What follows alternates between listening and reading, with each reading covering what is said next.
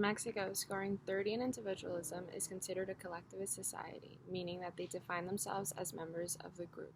In this culture, loyalty is of its highest values. They also take mutual responsibility for those within their in-group.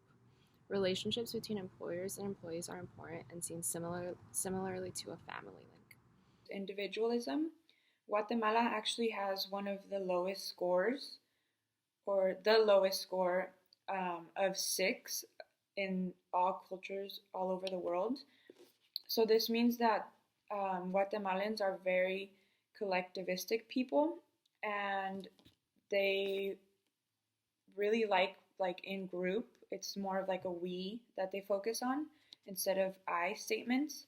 Um, this also means that communication in Guatemala tends to be more indirect, and they like to keep harmony among the groups. And they also don't like to have open conflicts. The United Kingdom scores 89, which is very high on individualism, meaning that individual choices and decisions are expected in the society.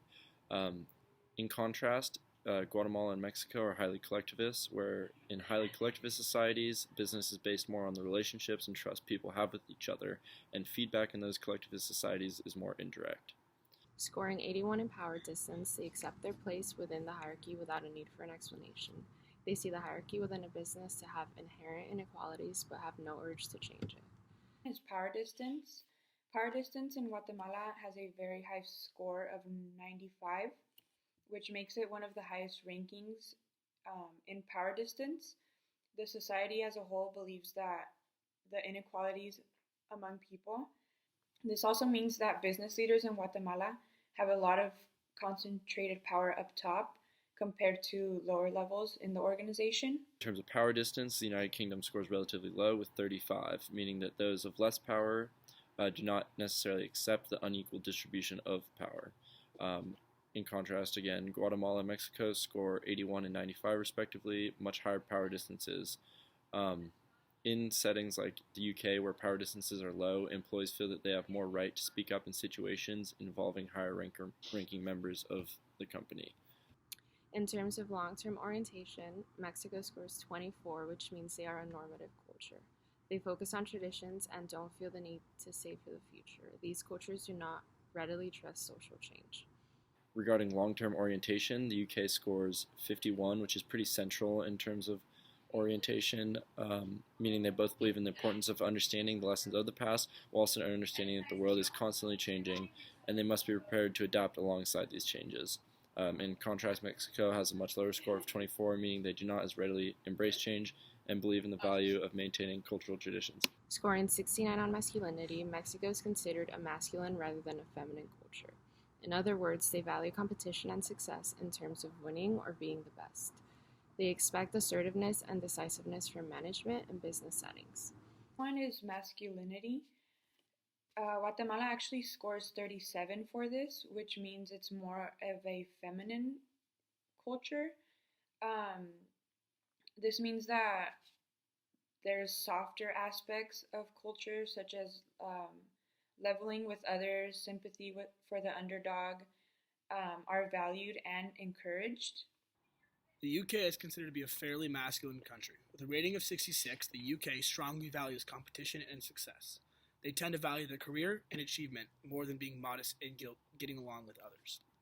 How these differences are reflected in a business setting, masculinity in Guatemala is significantly lower. This reflects the country as more of a feminine society, as they host regular meetings that focuses on obtaining consent and negotiating decisions, compared to the UK and Mexico with a similar rating and masculinity at 66 and 69. Scoring 82 on uncertainty avoidance, Mexico has a deep-rooted need to avoid ambiguity and have rules. And they also have a need to be busy in work. This also means it can be difficult for them to accept ideas other than the status quo. Uncertainty avoidance. So for Guatemala, they actually score 99, which is a very, very high score of uncertainty avoidance. So they don't really like to not know what's going to happen in the future. Because of this, there's a lot of rules set in place in the workplace that they need to follow. And they also are always trying to come up with mechanisms to avoid ambiguity. This means that in the workplace, there's a lot of detailed planning and it's in place, but usually it's not necessarily like taken into action. The UK has a low number of uncertainty avoidance at 35. The UK values hard work and are particularly okay with having limited information on the future. They also tend to potentially resist innovation. Compared the three countries, you can see that Guatemala has the highest rating of uncertainty avoidance at 99. This displays their extremist views on embracing the world and systems to inspire, be creative, and open to innovation.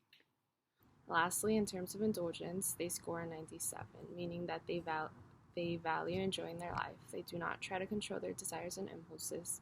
Instead, they have a stronger willingness to fulfill them. They value their free time and use their money to fulfill those desires. The UK has an indulgence rating of 69. This is not the highest rating of indulgence. However, compared to Mexico, it differs drastically. The UK is known to have a weak impulse control.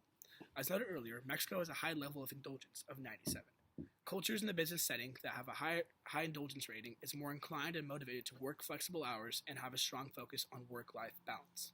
This can be used as a recruitment tool in the business world as well. Work tends to be more informal and life not taken as seriously. Mexico is a prime example.